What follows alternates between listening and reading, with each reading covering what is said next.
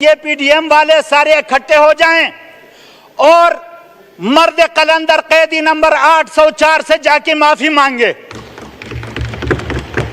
और मुझे पता है, मैं खान को जितना जानता हूं, वो मर्द कलंदर, मर्द दरवेश माफ करेगा, क्योंकि वो रसूलुल्लाह सल्लल्लाहु अलैहि वसल्लम का सच्चा सिपाही है, जिसने फतह मक्का के बाद अपने दुश्मनों को माफ किया था।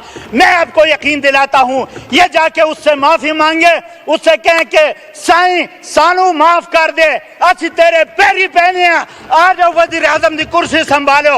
अगर पाकिस्तान की इकानमी उसके बाद मुस्तहकम ना हुई तो इस अब्दुल लतीफ को दी चौक पे फांसी दी जाए।